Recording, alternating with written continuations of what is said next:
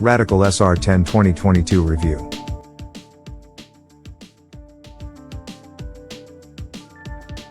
But before we start, please support us by pressing the like and subscribe buttons, so that we can continue to provide information about car and motorcycle news. Also turn on the bell button to get the latest updates. Your support means a lot to us. Thank you.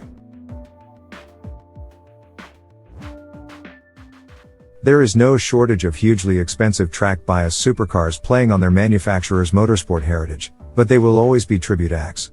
The Radical SR10 is very much the real thing. No, you can't drive it on road, at least not legally, but for anyone seeking an off-the-shelf race car that's faster than a factory GT3, or just a way of dominating a top-end track day, the Radical's value for money proposition is close to unbeatable. Changes for 2022 have sharpened its case further, with the SR10 sitting above the SR1 and Radical SR3 in the clan.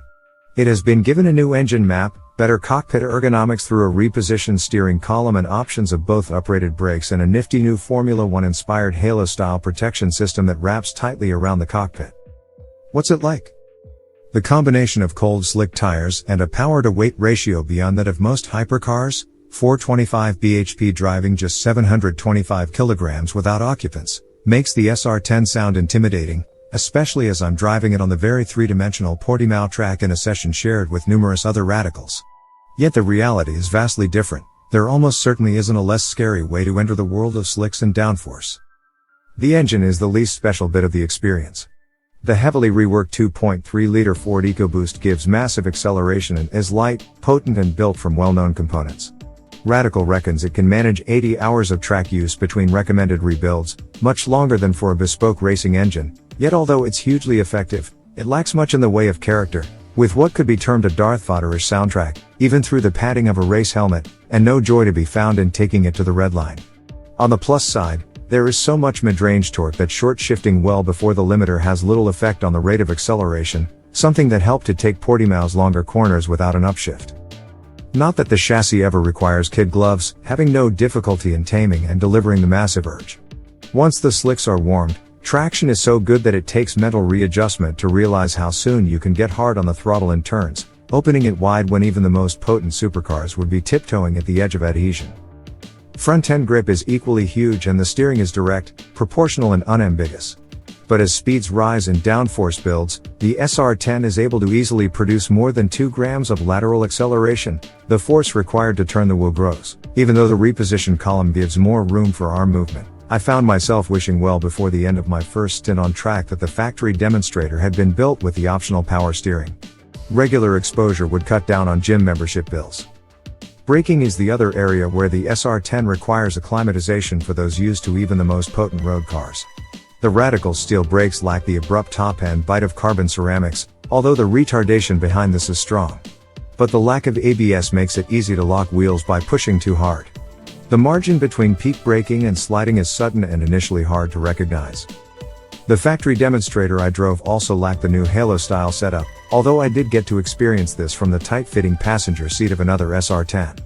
The frame surrounds the cockpit like a tight-fitting roll cage and makes getting in and out much more of gymnastic adventure than in the open car.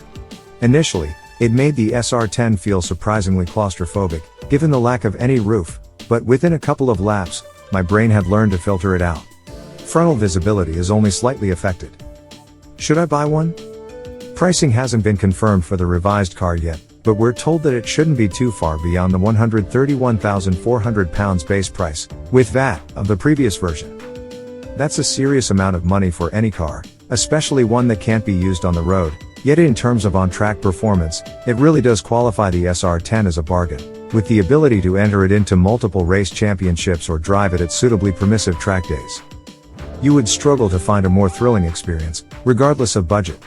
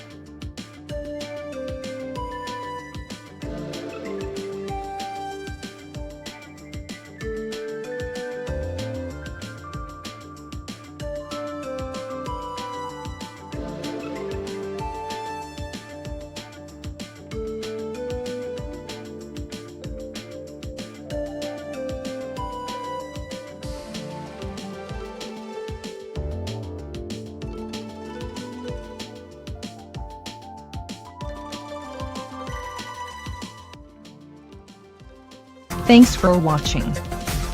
Drop a like, leave a comment, And don't forget to subscribe to watch more videos like this.